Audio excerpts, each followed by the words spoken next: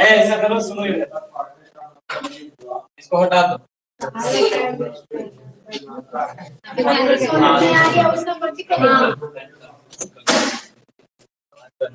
छोड़ दो, कल इसको एडजस्ट कर देना, ठीक है? उसे बेंच थोड़ा थोड़ा पीछे लगा लेगा ना।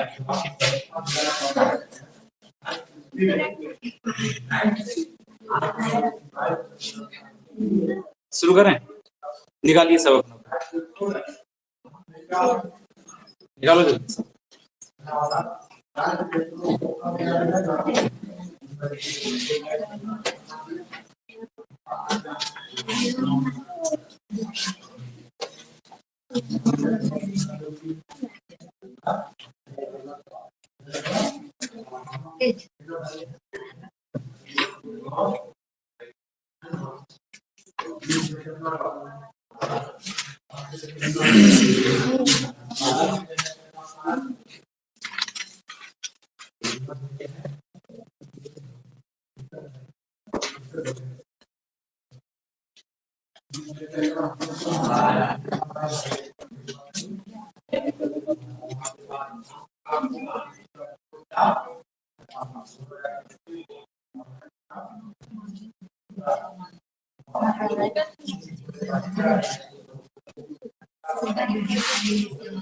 स्केच देना जी।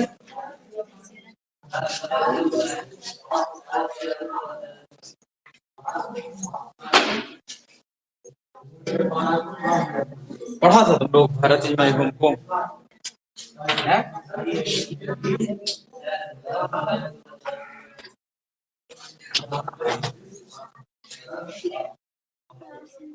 कितना पैराग्राफ तक पढ़ा है?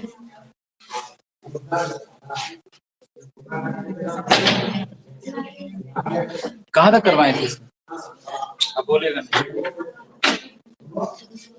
पैराग्राफ कितना तक करवाए थे?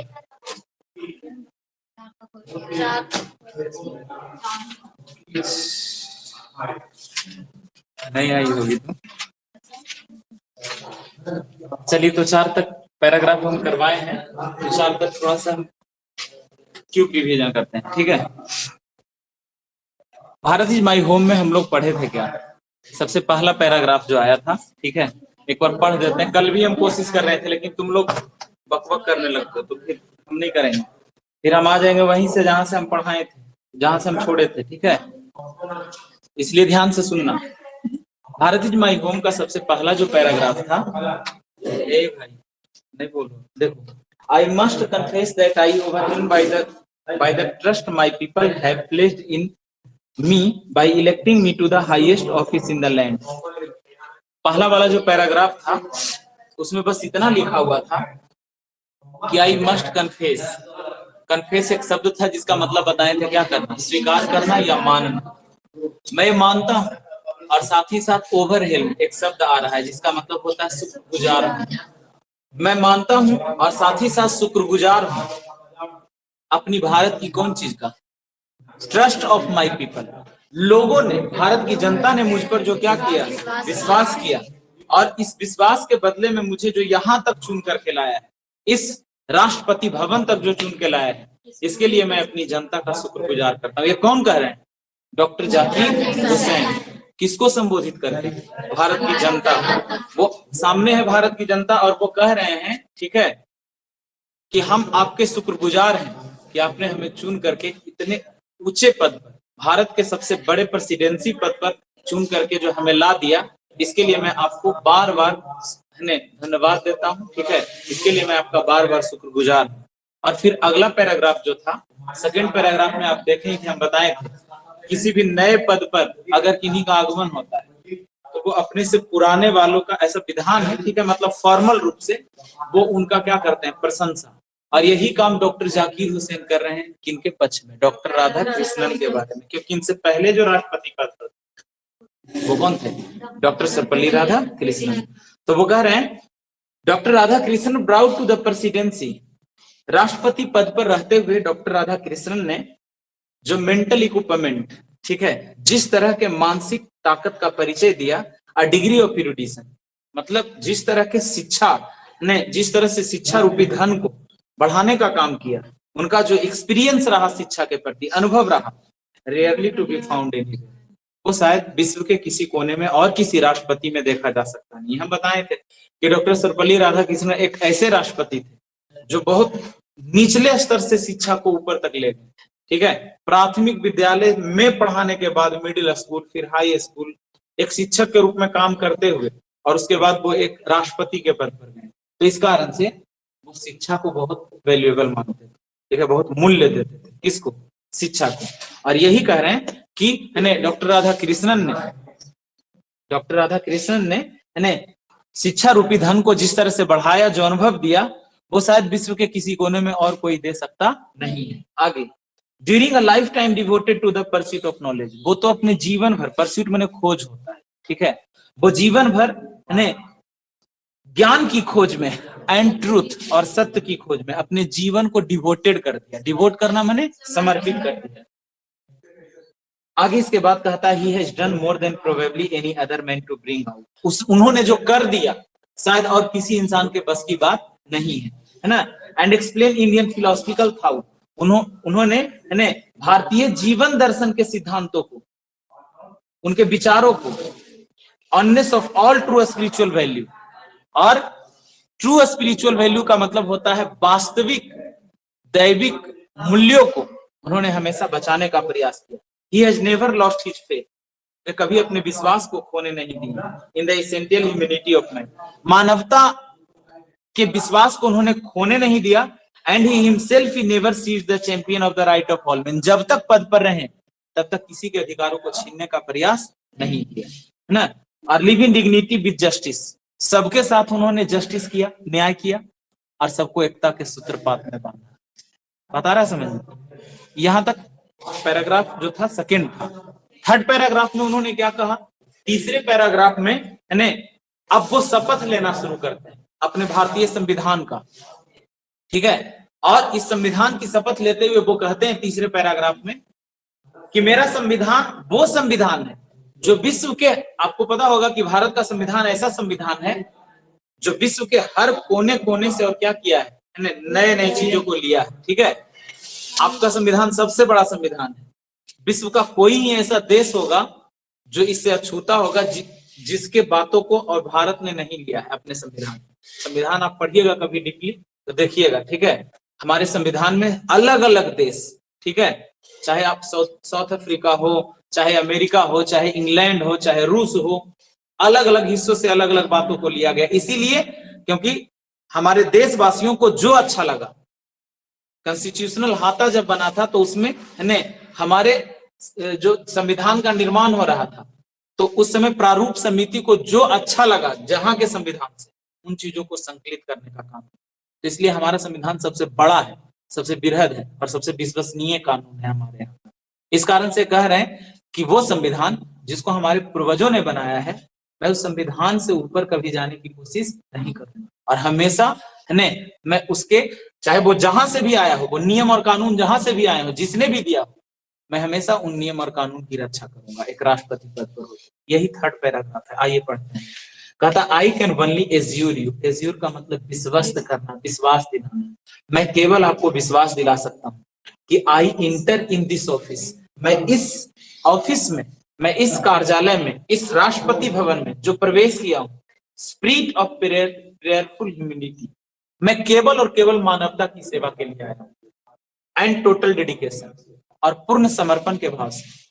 राष्ट्रपति पद पर आने के बाद मेरा डेडिकेशन है, डेडिकेशन बोले तो समर्पण, मतलब समर्पण माने, समर्पण में कोई इंसान अगर कोई काम करे और उसमें अपना 100% लगा देना चाहे, तो उसी को क्या कहा जाता है? डेडिकेशन कहा जाता है, समर्पण कहा जाता है। तो ये कह रहे हैं कि मैं अगर राष्ट्रपति पद पर आया हूं तो अपना 100% अपनी देश की जनता को दूंगा। मतलब जितना मेरे अंदर क्षमता है उतना अच्छा एक राष्ट्रपति पद पर रहने की कोशिश करूंगा, एक राष्ट्रपति के रूप में काम करने का कोशिश करूंगा। I have just taken the oath of loyalty to the constitution of India. मैंने अभी अभी शपथ लिया अपने इस कौन चीज का? कॉन्स्टिट्यूशन ऑफ इंडिया का, मतलब भारतीय संविधान का। It is the constitution of comparatively new state. ये वो संविधान है जो नए राष्ट्र का, ठीक है, ये नए राष्ट्र का वो संविधान है विच इट्स फ्री सिटीजन है, जिसको कि यहाँ के स्वतंत्र नागरिकों को क्या किया गया? दिया गया है for the first time in history. विश्व के इतिहास में पहली बार, ठीक है, पुराने कानून को किसी नए देश में दिया गया। पुराना कानून इसलिए क्योंकि वो कानून जिसको अलग अलग देशों ने पहले से क्या करके रखा है? अपना करके रखा है नहीं। और नया देश इसलिए क्योंकि हमारा देश अभी आजाद हुआ था, ठीक है, 1947 में हमारा देश आजाद हुआ। आई कितना में बन रहे हैं राष्ट्रपति? कितना बन रहे हैं? हमारा संविधान लागू, देखो ऐसे उलटता है, ऐसे उलटता है। कब बने अभी भी बता दो तो। डॉक्टर जाकिर हुसैन कब बने राष्ट्रपति? 1967। शपथ लेता है इंसान बनने के बाद ही ना। नहीं कभी शपथ समारोह देखे हो? शपथ नहीं समझते हो क्या कहते हैं? शपथ कहते हैं जब कोई पद पर आने लगे उससे पहले वादा करता है, ठीक है, कसम लेता है, उसी चीज को क्या कहा जाता है? शपथ। 1967 में ये राष्ट्रपति बन रहे हैं। अब 50 में संविधान लागू हुआ, 1950 में 26 जनवरी 1950 को लागू हुआ, तो अभी अभी राष्ट्र बना है। यही वो कह रहे हैं कि हमारा देश नया है लेकिन इसका संविधान अलग अलग देशों के पुराने कानून से लिया गया। तो कह रहे हैं कि ये नए राष्ट्र का वो कानून है जो कि यहाँ के नागरिकों को दिया गया है for the first time in history. इतिहास में पहली बार, गिवन टू देमसेल्फ। ये इतिहास में पहली बार ऐसा हुआ है कि अपने लोगों ने ही अपने कानून को क्या किया? तय किया। हमारा ही देश ऐसा देश है जिसमें कि हमने खुद अपने कानून को बनाया है। यहाँ की जनता ने ही मिलकर के अपने कानून को तैयार किया। तो यही कह रहे हैं फर्स्ट टाइम इन हिस्ट्री, इतिहास में पहली बार। किताब देखो ना, इतिहास में पहली बार गिवन टू देमसेल्फ, इस कानून को देमसेल्फ, उन्होंने खुद और अपने लिए क्या किया? तैयार किया। It is the young state of ancient people. ये युवा भारत है, प्राचीन लोगों का कैसा भारत है? युवा भारत है। Through the long millennia and through cooperation of diverse इतनी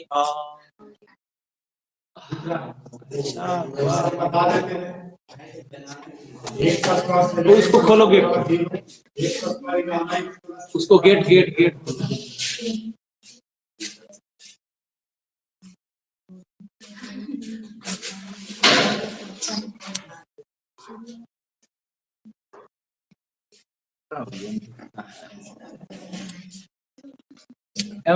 लाइट है इसमें, लाइट है ना, प्लस जलेगा।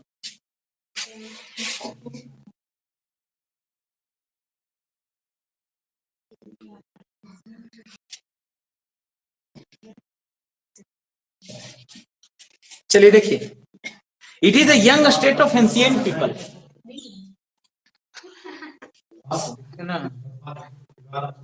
It is the young state of, क्या कह रहा है?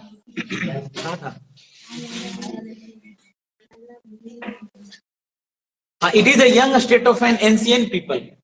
यह प्राचीन लोगों का युवा भारत है। और थ्रू द लॉन्ग मिलेनिया, यहां समझना है, बहुत टेढ़ा लाइन है। लॉन्ग मिलेनिया, लॉन्ग मैंने क्या होता है? लंबे। अब मिलेनिया का मतलब क्या होता है? मिलेनिया मैंने समय का अंतराल जो है उसी को कहा जाता है। लॉन्ग मिलेनिया,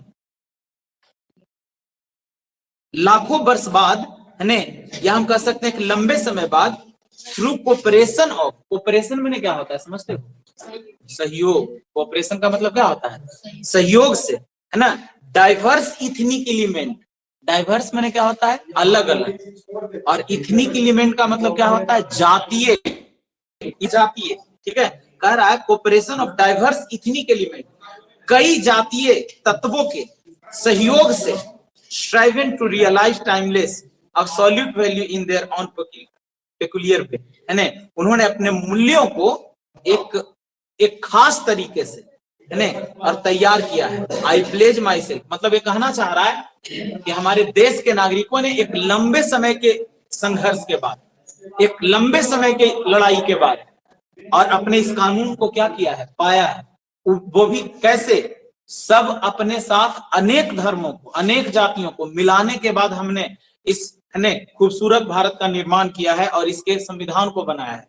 इसलिए आई प्लेज माई सेल्फ, इसलिए मैं खुद से शपथ लेता हूं, to the service of those values, वो मूल्य जिसको कि हम सबने मिलकर के तैयार किया, उस मूल्य को मैं खोने नहीं दूंगा, उसकी सेवा में हमेशा तैनात रहूंगा, हमेशा I service of those value, मैं उन मूल्यों की सेवा करूंगा।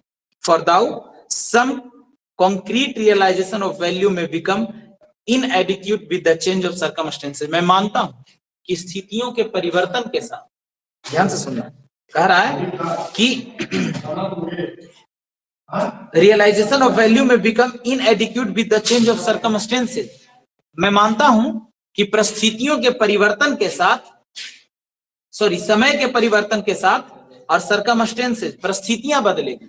ये कह रहे हैं कि मैं मानता हूं कि समय बदलता है तो इंसान की स्थितियां बदल जाती है, उसको अपने आप में परिवर्तन करने का जरूरत पड़ता है। इसलिए the value of remain eternally valid and presses for newer and fresher realisation, मैं भी अगर समय के परिवर्तन के साथ और कुछ नया कदम लूंगा तो मैं ये विश्वास दिलाता हूं कि मेन वैल्यू मैंने क्या होता है, वास्तविक मूल्यों को मैं हमेशा क्या रखूंगा, वही रखूंगा, ठोस रखूंगा। मतलब ये कहना चाह रहे हैं कि समय के परिवर्तन के साथ हम, हो सकता है हमको नए नए निर्णय लेने पड़े, लेकिन वो निर्णय नए होंगे लेकिन मूल उसका क्या होगा, पुराना ही। अरे बात आया समझ में? फिर से एक बार समझ, आई प्लेज माई सेल्फ, मैं खुद से शपथ लेता हूं, to the service of those value, मैं उन मूल्यों की सेवा करूंगा। For though some concrete realisation of value में become inadequate with the change of circumstances, मैं मानता हूं कि मूल्य क्या हो जाते हैं, परिस्थितियों के परिवर्तन के साथ इनएडिक्यूट, बदलने पड़ते हैं, लेकिन the value remain eternally valid, ये मान के चलिए कि वो मूल्य जो होंगे वो हमेशा स्थिर रहेंगे। And presses for newer and fresher realisation, और मैं उसे और ताजा करके और नए रूप में अपनी जनता के पास पेश करूंगा। The past is not dead and static, अतीत कभी मरता नहीं है, वो हमेशा जिंदा होता है। इट इज अलाइव, ये हमेशा जिंदा होता है। एंड डायनेमिक, ये तो नए नए रूप में आता है। And is involve in determining the quality of our present and the prospect of our future. अतीत ही हमारे कौन चीज का, हमारे वर्तमान का धरोहर है, और इसी के आधार पर हमारे कौन चीज को, भविष्य को तैयार किया जाता है।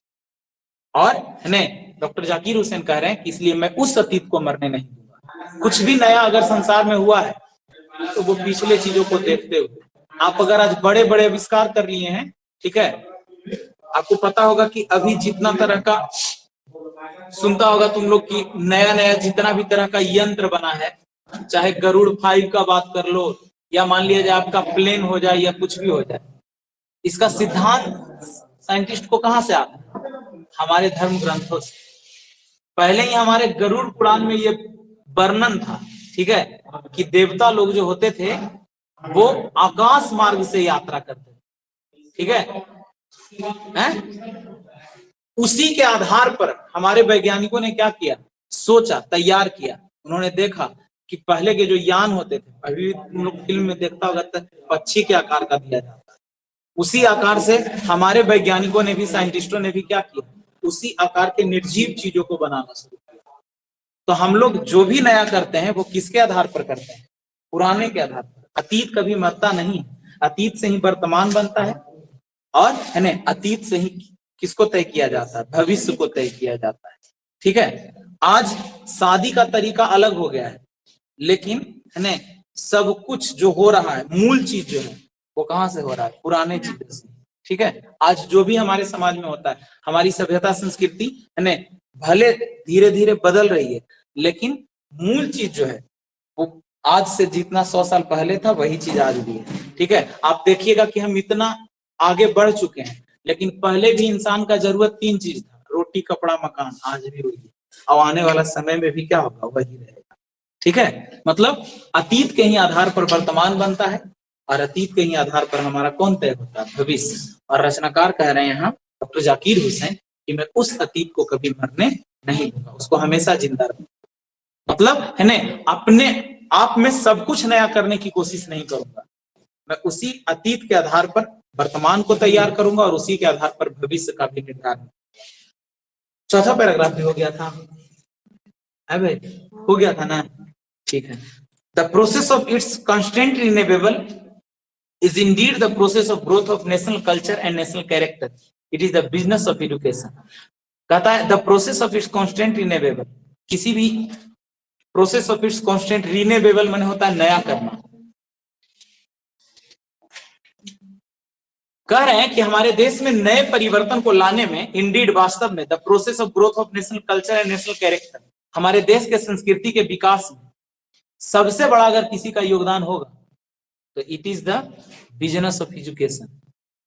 देश के संस्कृति को या देश के सभ्यता को अगर आगे बढ़ाया जा सकता है तो उसका सबसे बड़ा कारक अगर कुछ है तो वो कौन चीज है, शिक्षा। कह रहे हैं एज आई सी इट, जैसा कि मैं मानता हूं या मैं जानता हूं, to the minister this constant renewable and I may be forgiven the presumption that my choice to this high office has mainly if not entirely been made on account of my long association with the education of my। कह रहे क्षमा करिएगा, एक बड़ी बात कह रहा हूं कि भले आपने मुझे यहां चुन करके भेज दिया, कौन पद पर, राष्ट्रपति के पद पर, लेकिन ऐसे ही हमारे चेहरे को देख करके नहीं, उसी कौन चीज के बल पर, शिक्षा के बल।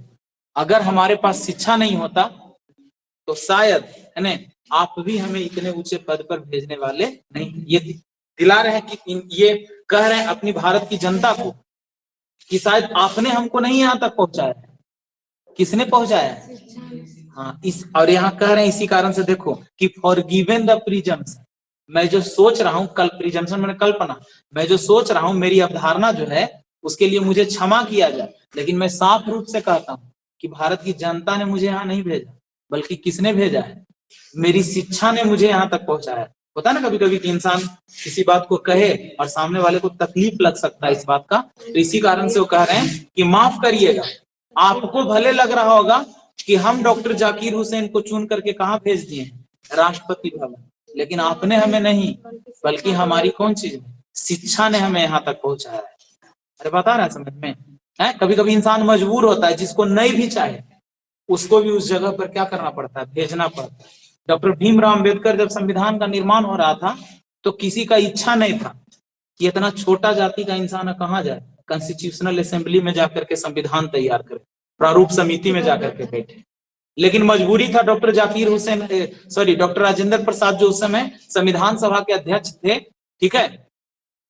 दो रीजन था, हमारे देश में जो डॉक्टर भीमराव अंबेडकर थे वो मुस्लिम लीग के नेता थे। उस समय हिंदुओं का पार्टी कहा जाता था किसको, कांग्रेस को, और मुस्लिमों का खूब सपोर्ट करते थे, मुस्लिम लीग के पार्टी से थे। उनको कोई भारतीय जनता नहीं चाहती थी, लेकिन उनका ज्ञान इतना बृहद था, इतना विशाल कि है ना अंत में डॉक्टर राजेंद्र प्रसाद को कहा कि इनको जबरदस्ती कहीं से जितवा। जनता नहीं इनको चुन रही थी, लेकिन इनको चुनना पड़ा, क्योंकि इनके बिना किसी को संविधान आता ही नहीं था। यही संविधान के बनाने में सबसे बड़ा योगदान इनका रहा। अकेले नहीं बनाए, सब मिल के बनाए, लेकिन जितना ज्ञान इनके अंदर था शायद किसी के अंदर था ही नहीं। तो कभी कभी इंसान मजबूर हो जाता है, ठीक है, कि आपको वहां तक भेजना ही पड़ेगा जो इंसान जहाँ के लिए क्या हुआ है, बना है, तैयार। आपके क्लास का कोई बच्चा जिसको हम लाख चाह लें, ठीक है, कि एकरा तो पक्का एकदम हम फेल करवा के रहेंगे, लेकिन उसका ताकत है तो फिर उसको कोई रोकने वाला नहीं। कभी कभी दुनिया में इंसान होता है कि किसी को कितना तुम चाह लेगा, किसको तो हम गिरा के छोड़ेंगे, है ना, पूरा संसार में इसका सर झुकना चाहिए। लेकिन अगर उसके अंदर हिम्मत और ताकत है, ठीक है, और सही में उसी चीज के लिए बना है, तो आप कितनों गिराते रहिए, इंसान क्या हो जाएगा, ऊपर उठ जाएगा, और अंत में मजबूर होकर आपको भी उसको उठाना पड़ेगा। यही कह रहे हैं यहाँ, ठीक है, कि भारत की जनता ने मुझे यहाँ तक भेजा नहीं है, मजबूर है भारत की जनता, क्योंकि शायद मेरे जैसा एजुकेशन से जुड़ा हुआ और कोई इंसान इस भारत में बचा नहीं। डॉक्टर एपीजे अब्दुल कलाम भारत के राष्ट्रपति बने, ठीक है, तो इसका क्या रीजन था, या मान लीजिए वो मुस्लिम होकर के, अल्पसंख्यक होकर के बने, जहां हिंदुओं की आबादी कितना कितना करोड़, 30-30, 40-40 करोड़ है ने, और ज्यादा ही कहो, और जबकि मुस्लिमों की आबादी मात्र लाख और 10 लाख के आबादी में है, लेकिन फिर भी एक मुस्लिम राष्ट्रपति जा रहा है कहाँ, राष्ट्रपति भवन। इसका रीजन उसकी जाति नहीं है ना, और लोगों का प्रेम नहीं, बल्कि उसकी कौन चीज है, ताकत, उसका मेंटल इक्विपमेंट, मतलब उसका मानसिक ताकत, उसमें जो शिक्षा है, उसके दम पर उसको क्या किया जा रहा है, भेजा जा रहा है। तो कह रहे हैं कि आपने हमें नहीं भेजा, सच में मुझे शिक्षा ने भेजा, और मैं उसी शिक्षा का सब तक क्या करना चाहता हूँ, विकास करना चाहता हूँ, ठीक है, ताकि किसी इंसान को मजबूरी में कोई काम नहीं करना पड़े, सॉरी, ताकि किसी इंसान को, है ना, मजबूर हो करके, ठीक है, शिक्षा वो ताकत है ना, जिसके कारण जिस इंसान को आप जितना जितना भी आप पीछे ढकेलने का कोशिश करिए, तो पीछे जा सकता नहीं, केवल अगर वो शिक्षित है तो उसको कोई रोक सकता नहीं। बात आ रहा है समझ में? चलिए आइए, आज भी ये चीज आपको लगता होगा कि आज भी ये चीज पर्याय है, ठीक है, बहुत अच्छा जगह जो होता है उस जगह पे बहुत ब्रिलियंट लोग ही जाते हैं, कितना भी कोशिश कर लिया जाए, ठीक है, एक सांसद का बेटा या मान लो राष्ट्रपति का ही बेटा चाहेगा, ठीक है, कि हम भारत के सबसे अच्छे पोस्ट पर चले जाएं, या कोई जबरदस्ती कोई जॉब ले लें, तो एक आगो छोटका मोटका दिया जा सकता है, लेकिन आईपीएस ऑफिसर नहीं बना दिया जाए। मानते हो कि नहीं? आज भी हमारे देश में घुसखोरी चलता है, करप्शन, लेकिन करप्शन चलने से क्या होगा, हर जगह पे हर इंसान जा सकता नहीं है, छोटा छोटा पद उसको दिया जा सकता है ऐसा, जिससे कि उसको काम चलते रहे, लेकिन दुनिया का जो या भारत का जो सबसे बढ़िया जगह है, उस जगह पर ऐसे ही किसी इंसान को बैठाया जा सकता। कहा गया कि रेस जीतने के लिए धावक चाहिए, ठीक है, उसके लिए मान लिया जाए उसमें कितना भी करप्शन कर दोगे तो लंगड़ा इंसान को तो जाके नहीं बैठा सकते, ऐसा हो ही नहीं सकता है, ठीक है। ऐसे ही है ना, हमारे देश में अभी भी जितना बढ़िया जगह है, उस जगह पर केवल इंसान चाहे कि हम पैसा के दम पर, या किसी भी अपने पिता या कोई भाई या किसी के भी केवल उसके संस्कार के कारण हम चले जाएं, ऐसा हो ही नहीं सकता है, क्योंकि उसका अपना ताकत उसको वहां पहुंचाएगा, ठीक है। यहाँ डॉक्टर जाकिर हुसैन फिर से एक बार जो लिख रहे हैं इसको हम कर रहे हैं, कह रहे हैं कि आई मे बी फॉरगिवन, मुझे क्या किया जाए, माफ किया जाए, किस चीज के लिए, प्रिजम्पशन माने मेरी इस अवधारणा के लिए, मेरी इस सोच के लिए, that my choice to this high official mainly, इस इतने ऊंचे पद पर जो मैं आया हूं, it not entirely been made account of my long association with education, ये कभी पूरा नहीं हो सकता था अगर मैं क्या ना होता, मैं शिक्षा से जुड़ा हुआ नहीं रहता, एसोसिएट मैंने जुड़ना, अगर मैं इस शिक्षा से इतना जुड़ा नहीं रहता तो भारत की जनता के अंदर भी क्षमता नहीं था कि हमें यहाँ पे पहुंचा आगे। आई मेंटेन दैट एजुकेशन, मैं उस शिक्षा को मेंटेन मैंने क्या करना, कायम, मेंटेन मैंने, I maintain that education in the prime instrument, ठीक है, मैं उसी शिक्षा को क्या करूंगा, प्राइम इंस्ट्रूमेंट का मतलब क्या होता है, मुख्य औजार बनाऊंगा, ऑफ नेशन, नेशन मैंने किसका, राष्ट्र का, मैं उसी शिक्षा को राष्ट्र का क्या करूंगा, ने एक प्राइम इंस्ट्रूमेंट बनाऊंगा, प्राइम मैंने प्रमुख, या मुख्य इंस्ट्रूमेंट मैंने कौन सा, औजार, मैं उसे देश का प्रमुख औजार बनाऊंगा, and that quality of education is inescapably involve in the quality of the nation, और मैं ने क्वालिटी ऑफ एजुकेशन, उसी शिक्षा के गुणों को इन्वॉल्व मैंने क्या कर देना, जोड़ देना, क्वालिटी ऑफ द नेशन, राष्ट्र के गुणों के साथ क्या करने का प्रयास करूंगा, जोड़ने का। मतलब इस लाइन में वो इतना कहें कि जीवन में अगर इंसान आगे बढ़ा है कभी, तो वह केवल अपने कौन चीज के दम से, शिक्षा के दम से, ठीक है। दुनिया जिसको आज से 8 साल 10 साल पहले जानता नहीं था, केवल वो अपने शिक्षा के दम पर अपने आप को बहुत आगे ले गया, ठीक है।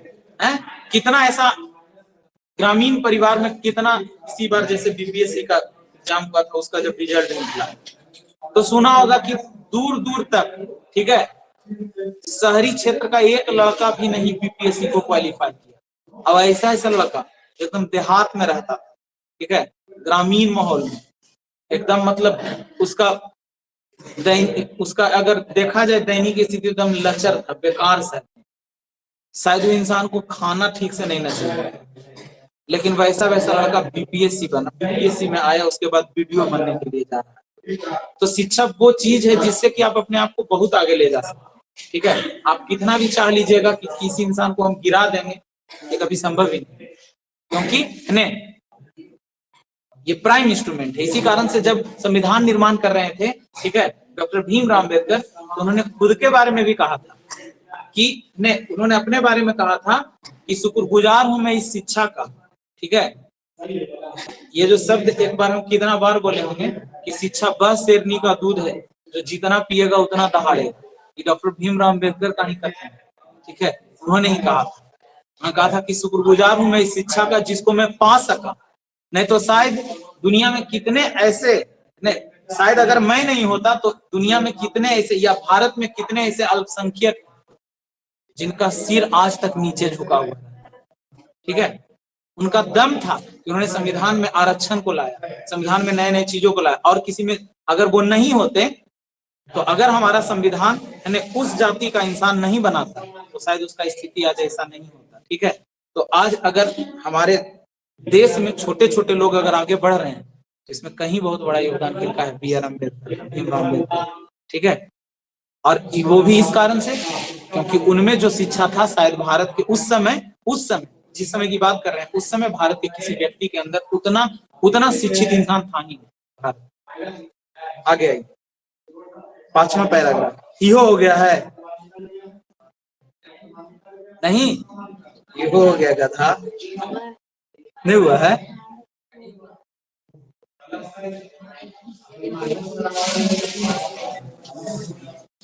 ठीक है, नहीं हुआ तो वर्ड मीनिंग लिख लो, लिखल है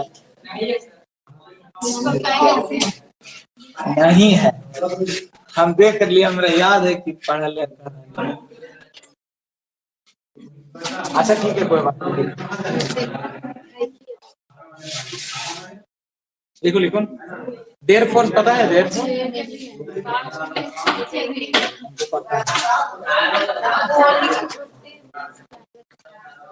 बोलिए जो पहले।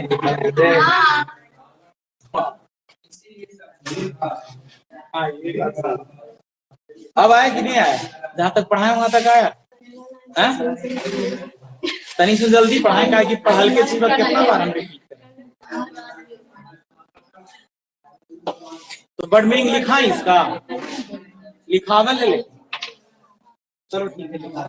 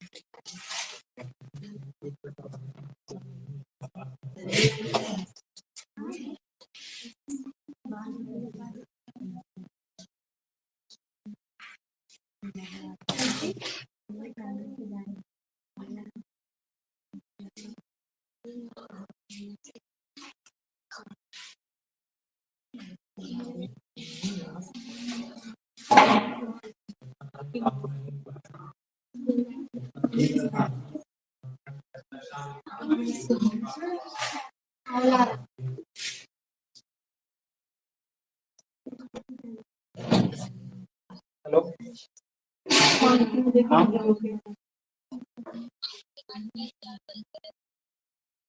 7 से 8 साल, 5 है। कौन सी वाला? हाथ 5 साल।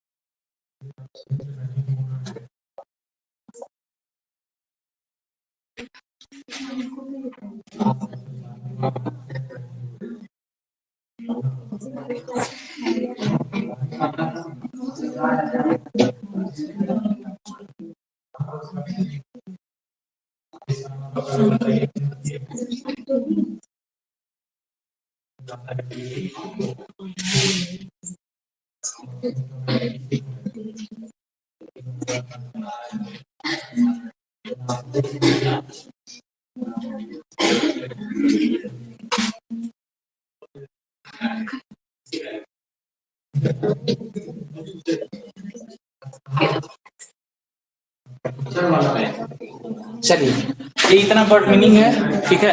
अगर आपको उतारना है तो उतार दीजिए, नहीं तो फिर सीधा सीधा समझ लीजिए।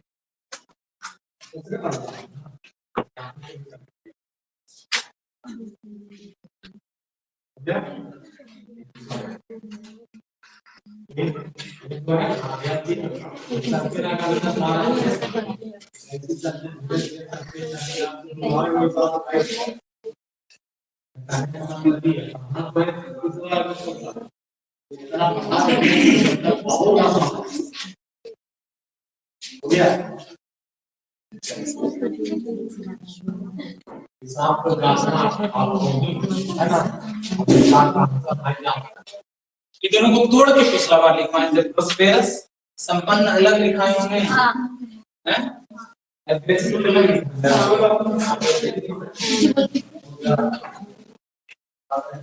प्रोस्पेरस का मतलब होता है संपन्न।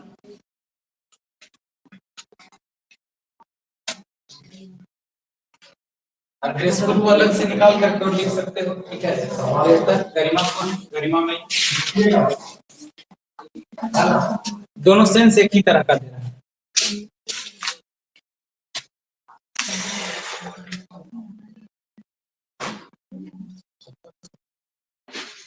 तेरा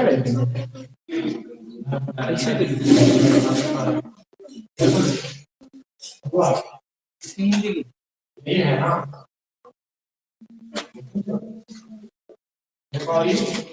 क्या करेंगे?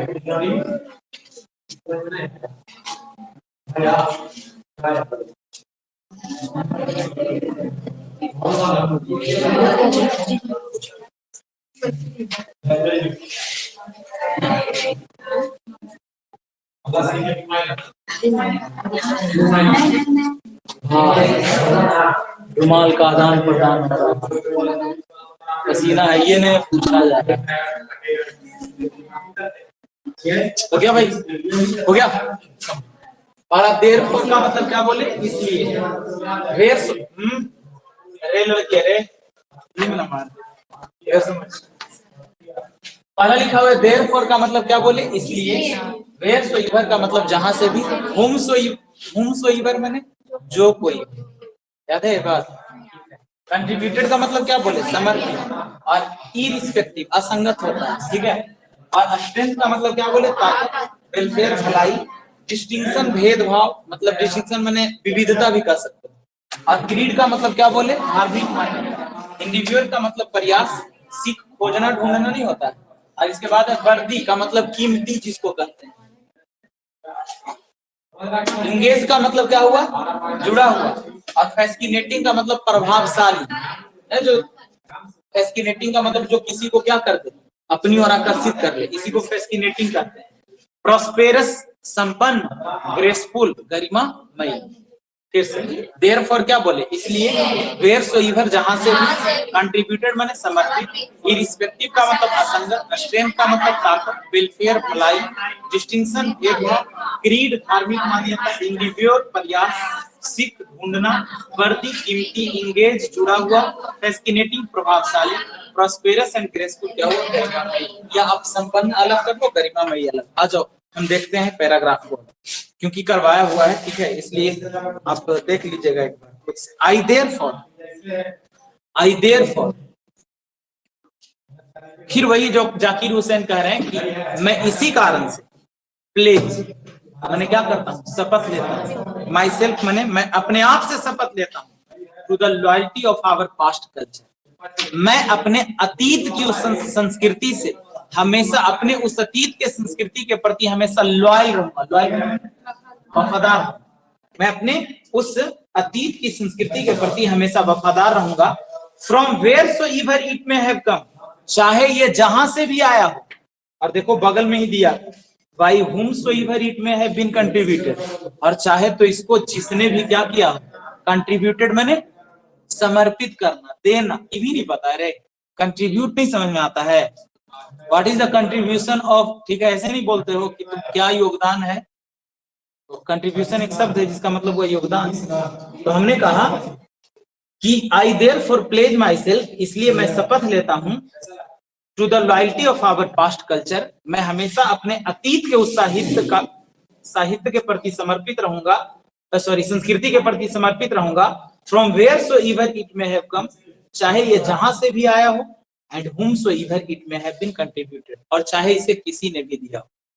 यहाँ पर जाकिर हुसैन कहते हैं हमारी प्राचीन संस्कृति को किसने दिया मुझे कोई मतलब नहीं, कहां से आया मुझे इससे भी मतलब नहीं, मैं तो है ना हमेशा अपने इस संस्कृति के प्रति, अपनी भारतीय संस्कृति के प्रति हमेशा क्या रहूंगा, समर्पित रहूंगा, चाहे इसे जिसने भी दिया हो और चाहे ये जहां से भी आया हो। आगे एक होता है ना कि कुछ नए जगह पे गया इंसान और सब कुछ को उलट के पलट देना चाहे, तो कह रहे हैं मैं ऐसा इंसान नहीं हूं कि मैं हर चीज को क्या कर दूंगा, बदल दूंगा। ऐसा नहीं कि पुरानी जो भारतीय संस्कृति सभ्यता, सबको डर तो इसी बात का कि मुस्लिम राष्ट्रपति पहला पता नहीं क्या कर दे, पूरा हिंदुत्व को ही खत्म कर दे, ऐसा किसी लोगों को लग रहा है। तो कह रहे हैं कि संस्कृति, वो प्राचीन संस्कृति जो भारतीय प्राचीन संस्कृति है, वो जहां से भी आई हो और इसको जिस किसी ने भी दिया हो, मैं आप विश्वास रखिए मैं उसको मिटने नहीं दूंगा, मैं हमेशा उसके साथ रहूंगा। आई प्लेज माई सेल्फ, मैं अपने आप से शपथ लेता हूँ, to the service of the totality of my country culture, मैं अपनी देश की संस्कृति की सेवा में हमेशा तैयार रहूंगा। ये कह रहे हैं कि मैं शपथ लेता हूँ, माई सेल्फ मैंने किससे, खुद से, मैं खुद से शपथ लेता हूँ, टू द सर्विस, सर्विस मैंने सेवा करूंगा, totality of my country culture, पूरे समर्पण के साथ अपने इस भारतीय संस्कृति की सेवा करूंगा। I pledge my loyalty to my country, मैं शपथ लेता हूँ कि मैं हमेशा अपने देशवासियों के प्रति क्या रहूंगा, लॉयल मैंने वफादार, मेरी वफादारी हमेशा अपने देश के प्रति रहेगी, irrespective of religion and language, बिना इस चीज को देखे हुए, कौन चीज को, धर्म और कौन चीज, जाति, ठीक है, असंगत रूप से मैं ये नहीं देखूंगा कि कौन धर्म का है और किस कौन चीज का है। अरे आया था ना, क्या आया, रिलीजन लैंग्वेज, कौन सी वो भाषा बोलता है या किस कौन चीज का है, धर्म का है। मैं धर्म और भाषा से परे होकर हमेशा मानवता की सेवा में तैयार रहूंगा। आगे आई प्लेज माई सेल्फ, मैं खुद से शपथ लेता हूँ, to work for its strength, अपने देश की ताकत को बढ़ाने के लिए, एंड प्रोग्रेस, और इसके विकास के लिए, इसके प्रोग्रेस के लिए, for the welfare of its people, Bharat की जनता की भलाई के लिए, विदाउट डिस्टिंक्शन ऑफ कास्ट, बिना जात, बिना कौन चीज, जाति, कलर माने कौन चीज, रंग, और बिना धार्मिक मान्यता के भेदभाव के हमेशा इसकी सेवा में समर्पित रहूंगा। The whole Bharat is my home, जिस दिन से मैं इस पद पर आया हूं उस दिन से ये पूरा भारत ही मेरा क्या हो गया है, घर हो गया है ना, and its people are my family, और भारत की जनता इस घर, जैसे कोई एक घर होता है और उस घर में परिवार जो होता है। ये कह रहे हैं कि जिस दिन से मैं राष्ट्रपति पद पर आया हूं, मुझे ये भारत अपने घर जैसा लगने लगा है। और यहाँ की जनता मेरे लिए कौन चीज है? परिवार है, इस घर के सदस्य हैं। आगे, the people have chosen to make me the head of family for a certain time. और यहाँ के लोगों ने एक निश्चित समय के मुझे घर का क्या चुन लिया है? मुखिया। समझते हो, घर का मुखिया नहीं चुना जाता। अरे सबके घर में मुखिया होगा ना, जैसे मम्मी सारा चीज निपटा रही है तो मम्मी मुखिया है, पापा सब कुछ कर रहे हैं तो पापा मुखिया है, भैया सब्जी कर रहे हैं तो भैया मुखिया हो गए, ठीक है। भाभी सब्जी कर रही है तो भाभी, ऐसा भी होता है, नहीं होता है।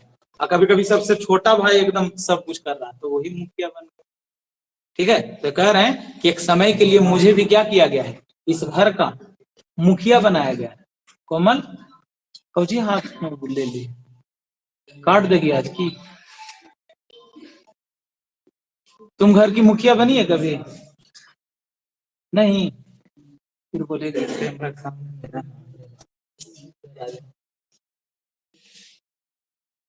कल हम तुमको मुखिया बनाएंगे। कल ही वाला बेंच पर सब नहीं बैठेगा, उन लोग बैठेंगे, उन लोग डेली डेली आके बैठेंगे, एक एक दिन चेंज करके बैठेगा। यहाँ पर कल ये लोग बैठेगी और कल तू लोग, ठीक है। कल नहीं का है तो नहीं हमारे की ले लेंगे। चलिए देखिए, I therefore place my कहाँ गया रे? The people have chosen me.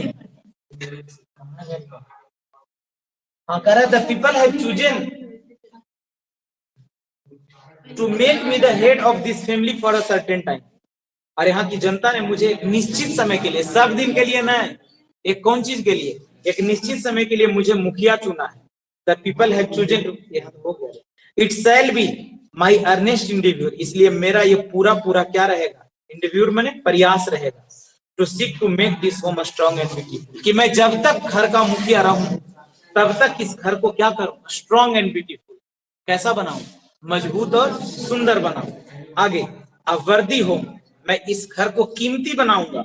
For a great people engage, जिससे कि इसमें है महानतम लोग क्या हो पाए? इंगेज होना मैंने क्या होता है?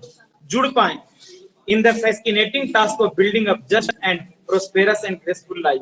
और अपने इस घर में फैसिनेटिंग, फैसिनेटिंग का मतलब क्या बोले? फैसिनेटिंग का मतलब क्या बोले?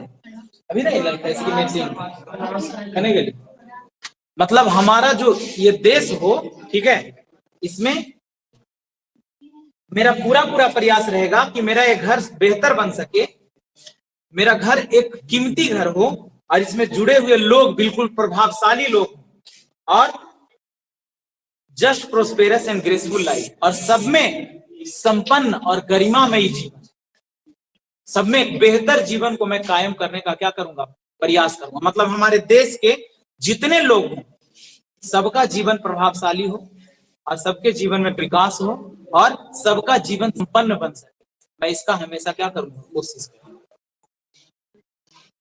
इस शपथ को और आगे पढ़िए, आज 5वीं पैराग्राफ तक हो पाएगा, कल 6ठा। अच्छा, कल ऐसा प्रयास करें कल इसको खत्म कर एग्जाम, नहीं तो कम से कम 6-7 तो जरूर हो जाएगा। 6ठा-7वां पैराग्राफ बहुत दिन से, क्योंकि ये चल रहा है। थोड़ा नीरज चैप्टर भी अच्छा नहीं लगा वही पढ़ने में, चैप्टर पढ़ने में मजा आ रहा है ना? तो थोड़ा मोमो डाल के राम अच्छा ठीक है, बोलो तो कि नहीं